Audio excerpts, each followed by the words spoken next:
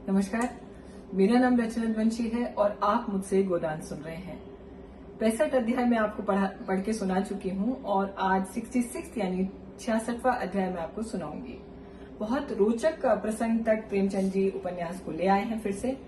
पिछले अध्याय में जो आपने सुना वो यह था कि भोला जो है, जिसकी गाय होरी और धनिया के यहाँ आई थी, वो एक विधुर व्यक्ति है, ये आपको पता था पाठकों के तौर पे, और उसने एक विधवा स्त्री को अपने यहाँ रख लिया था और उसे पत्नी की तरह रखने लगा था। तो पिछले अध्याय में ये बताया प्रेमचंद जी ने कि उसकी इस कार्यकर्दगी से उसका एक जवान पुत्र जिसका नाम कामता है, वो उसे बिल्कुल पसंद नहीं आया ये भोला का ये काम, और उसने जो है उसकी पत्नी यानी कामता की पत्नी और भोला की इस नई पत्नी जो है पत्नी स्वरूप रखने लगा था और उसको वो मान भी देने लगा था। आए दिन झगड़े होने लगे, बहुत ज्यादा गृह क्लेश होने लगा, इतना ज्यादा होने लगा कि एक दिन बात मारपीट तक आ गई। और कामता चूंकि जवान था, युवा था, उसने अपने पिता को यानी भोला को घर से निकाल दिया और उससे हाथापाई भी की। इससे दुखी होकर के जो गांव के साहूकार, बहुत सारे लोग हैं, वो आपको पता ही है, उसमें से एक है नोखेराम। तो नोखेराम जो है, चूंकि वो जाति से ब्राह्मण है, वो गांव के मुखिया भी माने जाते हैं, तो उनके पास भोला अपनी फरियाद लेके गया कि देखिए हमको निकाल दिया और कितना घोर कलयुग का ये आचरण हुआ मेरे साथ कि मेरे बेटे ने ही मुझे घर से निकाल दिया। अच्छा, नोखेराम की अलग फिर प्रेमचंद जी ने एक व्याख्या की है कि नोखेराम ब्राह्मण थे, बहुत ज्यादा जो तैश और तेवर उस वक्त के जमींदारों का होता था वो उनमें था, और पटेश्वरी से वो थोड़ा उनका प्रतिस्पर्धा की तरह उनकी चलती रहती थी।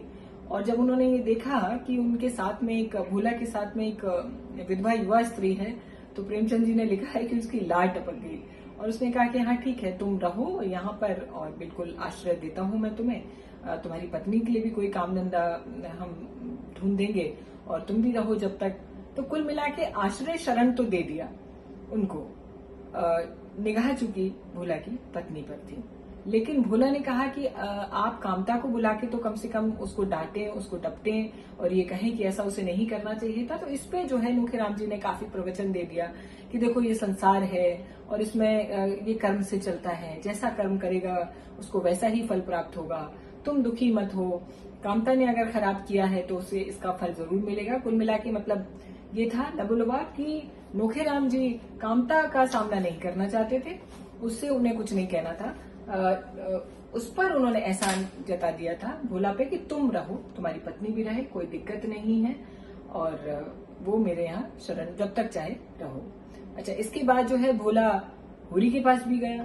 तो आप जानते हैं कि होरी की अपनी व्यथा है, तो वो बिल्कुल जैसा कि हमेशा ही जीवन में होता आया है कि सेम फेदर्स फ्लॉक टुगेदर, तो हर व्यक्ति उसी से कनेक्ट करता है जिसके जीवन में उसके जैसी कोई व्यथा होती है। तो होरी के पास तो अपने बेटे का गोबर का बड़ा पुराण है, तो वो उसने अपना गाना शुरू कर दिया कि लड़के तो ऐसे ही होते हैं, देखो मेरा लड़का चला गया है छोड़ के सब कुछ और शहर में चला गया अपनी पत्नी को लेकर के, बहनें दोनों विवाह के लिए हैं, वो मुझे कुछ नहीं पूछता है, ना कहता है, ना संदेशा भिजवाता है, ना मेरा कोई ख्याल रखता है। तो कुल मिला के लास्ट चैप्टर में दो ऐसे पिता अपने अपने पुत्रों को बिच कर रहे थे या क्रिटिसाइज कर रहे थे जो उनके मन के हिसाब से नहीं चल रहे थे। आगे जो है वो अब मैं आपको सुनाने वाली हूं कि अच्छा, इसमें एक चीज और हो गई थी कि कामता ने पिता को निकाल तो दिया, लेकिन बाद में उसे समझ में आया कि पिता तो बड़े काम के थे, पिता तो बहुत सारा काम करते थे, जानवरों का सारा काम करने से लेकर के जो दूध का व्यवसाय टिका हुआ था वो सब पिता के उस पे था। अच्छा, जब पिता चले गए तो वो सारा काम जाहिर सी बात है कि कामता की पत्नी को भी करना पड़ा, तो वो लड़ने लगी कि मैं इतना काम करने के लिए नहीं आई हूँ, और लड़ाई हुई कामता और उसकी पत्नी में, और पत्नी जो है मायके चली गई। तब उसके बाद वो कामता यानी भोला का लड़का अपने पिता के पास वापस आया और उससे माफी मांगी भोला से कहा कि मुझसे जो भूल चूक हुई हो सब क्षमा करो, अब घर संभालो, जैसे तुम रखोगे वैसे मैं रहूंगा। यहाँ मैंने शायद आपको छोड़ा था, आगे सुनते हैं।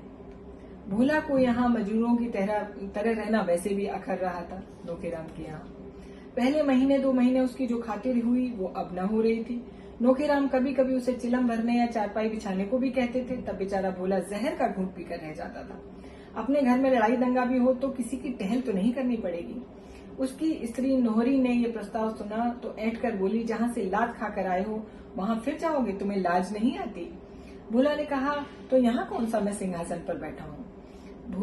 नोहरी ने मटक कर कहा, तुम्हें जाना हो तो जाओ, मैं तो नहीं जाऊंगी। भोला जानता था कि नोहरी विरोध करेगी, इसका कारण भी था। यहाँ तो उसकी कोई बात न पूछता था, पर नोहरी की बड़ी खातिर होती थी। प्यादे और शहदे तक उसका दबाव मानते थे। उसका जवाब सुनकर भोला को क्रोध आया, लेकिन करता क्या? नोहरी को छोड़कर चले जाने का साहस उसमें था नहीं, और करता भी क्या? अकेले उसे यहाँ अपने आश्रय में रखने की हिम्मत नोखेराम में नहीं थी। वे टट्टी की आड़ से शिकार खेलने वाले जीव थे, मगर नोहरी भोला के स्वभाव से परिचित हो चुकी थी। भोला मिन्नत करके बोला, देख नोहरी, दिक मत कर, अब तो वहाँ बहुएं भी नहीं है, तेरे हाथ में सब कुछ रहेगा। यहाँ मजूरी करने से बिरादरी में बड़ी बदनामी हो रही है, तू समझ। नोहरी ने ठेंगा दिखाकर कहा, तुम्हें जाना हो तो जाओ, मैं तुम्हें नहीं रोक रही हूँ। तुम्हें बेटे की लातें प्यारी लगती होंगी, मुझे नहीं लगती। मैं अपनी मजदूरी में मगन हूँ। भोला को रहना पड़ा और कामता अपनी स्त्री की खुशामद करके उसे मना लाया। इधर नोहरी के विषय में कनबत्तियां हो रही थीं। नोहरी ने तो आज गुलाबी साड़ी पहनी है, अब क्या पूछना है, चाहे रोज एक साड़ी पहने। सैया भाई कोतवाल, अब डर काहे का? भोला की आंखें फूट गई हैं क्या? शोभा बड़ा हसोड़ था, सारे गांव का विदूषक, बल्कि नारद। हर एक बात की टोह में लगा रहता था। एक दिन नोहरी उसे घर में मिल गई, कुछ हंसी कर बैठा। नोहरी ने नोखेराम से जड़ दिया। शोभा की चौपाल में तलबी हुई और ऐसी डांट पड़ी कि उम्र भर नहीं भूलेगा। एक दिन लाला पटेश्वरी प्रसाद की शामत आ गई। गर्मियों के दिन थे, लाला बगीचे में आम तोड़वा रहे थे। नोहरी बनी ठनी उधर से निकली। लाला ने पुकारा, नोहरी रानी इधर तो आओ, थोड़े से आम लेती जाओ, बड़े मीठे हैं। नोहरी को भ्रम हुआ कि लाला मेरा उपहास कर रहे हैं। अब उसे घमंड होने लगा था। वे चाहती थी कि लोग उसे जमींदारन समझे और उसका सम्मान करे। घमंडी आदमी प्राय शक्की हुआ करता है, और जब मन में चोर हो तो शक्कीपन और भी बढ़ जाता है। घमंडी आदमी प्राय शक्की हुआ करता है। वह मेरी तरफ देखकर क्यों हंसा? सब लोग मुझे देखकर जलते क्यों हैं? मैं तो किसी से कुछ मांगने नहीं जाती। कौन बड़ी सतवंती है, जरा मेरे सामने आए तो देखूं। इतने दिनों में नोहरी गांव के गुप्त रहस्यों से परिचित हो चुकी थी। यही लाला कहार इनको रखे हुए हैं और मुझ पर हंसते हैं। इन्हें कोई कुछ नहीं कहता, बड़े आदमी है ना। नोहरी गरीब है, जात की हेटी है, इसलिए सभी उसका उपहास करते हैं, और जैसा बाप है वैसा बेटा। इनकी तो रमेशरी तो सिलिया के पीछे पागल बना फिरता है। इनका रमेशरी, उनका बेटा, तो सिलिया के पीछे पागल बना फिरता है। चमारियों पर तो गिद्ध की तरह टूटते हैं, उस पर दावा करते हैं कि हम ऊंचे हैं। उसने वहीं खड़े होकर कहा, तुम दानी कब से हो गए लाला? पाओ तो दूसरों की थाली की रोटी उड़ा लो। आज बड़े आम वाले हुए हैं, मुझे छेड़ की तो अच्छा ना होगा, कहे देती हूँ। ओहो, इस अहिरन का इतना मिजाज! नोखेराम को क्या फांस लिया समझती है, सारी दुनिया पर उसका राज है। बोले, तू ऐसी तिनक रही है नोरी, जैसे अब किसी गांव को रहने न देगी, किसी को गांव में रहने न देगी। जरा जबान संभाल की बातें किया कर, इतनी जल्दी अपने को मत भूल। तो क्या तुम्हारे द्वार कभी भीख मांगने में नहीं आई थी? तो क्या हुआ, तुम्हारे द्वारे भीख मांगने में कभी नहीं आई। नोखेराम ने छां नदी होती तो भीख ही मांगती।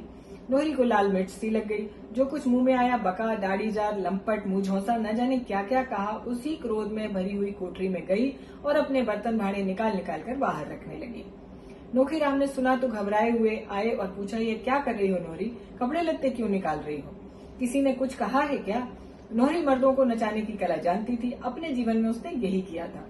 नोखेराम पढ़े लिखे आदमी थे, कानून भी जानते थे, धर्म की पुस्तकें भी बहुत पढ़ी थी, बड़े बड़े वकीलों बैरिस्टरों की जूतियां सीधी की थी। इस पर भी मूर्ख नोहरी के हाथों का खिलौना बने हुए थे। बहुत सिकोड़ कर बोली, सब समय का फेर है, यहाँ आ गई, लेकिन अब अपनी आबरू नहीं गंवाऊंगी।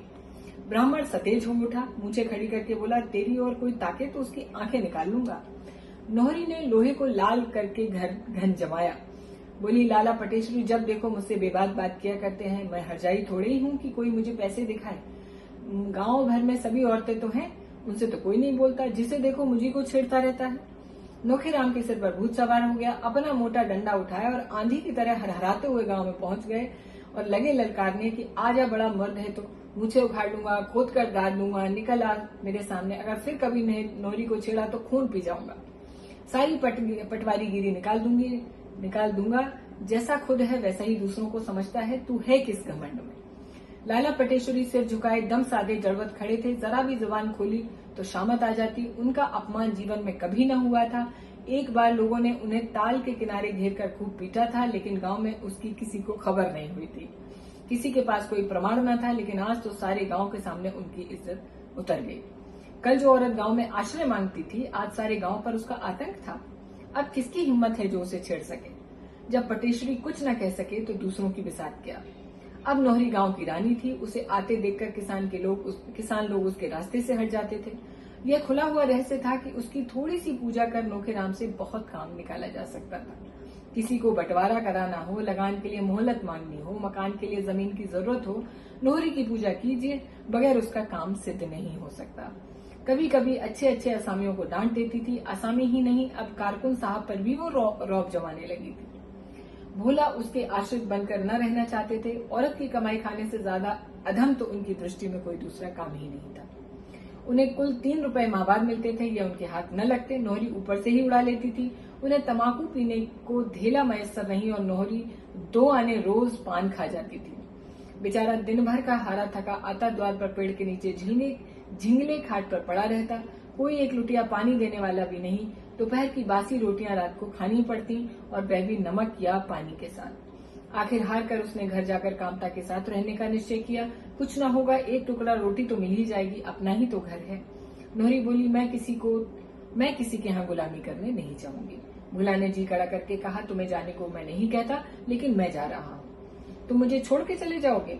लाश तो घोल करके पी गया मैं, लेकिन मैंने तो अपनी लाज नहीं दी। तुम मुझे छोड़कर नहीं जा सकते। तू अपने मन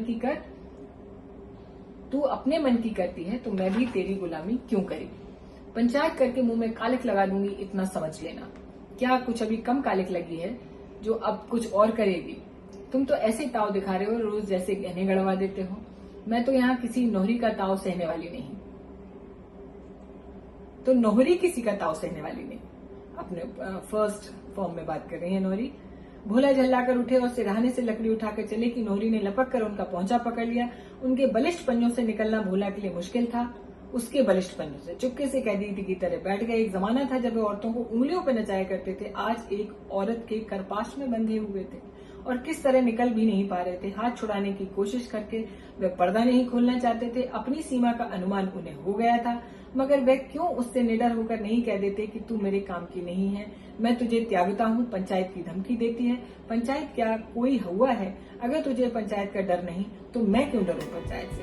लेकिन यह भाव शब्दों में आने का साहस नहीं कर पाया। नोहरी ने जैसे उन पर कोई वशीकरण डाल दिया। अगला प्रसंग शुरू हो गया है, मैं देख पा रही हूँ, और इसलिए मैं यहाँ खत्म कर रही हूँ। और अगले यानी 7th चैप्टर में 67वें अध्याय में आपसे फिर मुलाकात होगी। बने रहिएगा रचना ध्वंसी के साथ और गोदान के साथ और प्रेमचंद के साथ। नमस्कार, बहुत शुक्रिया, मिलती हूँ बहुत जल्दी।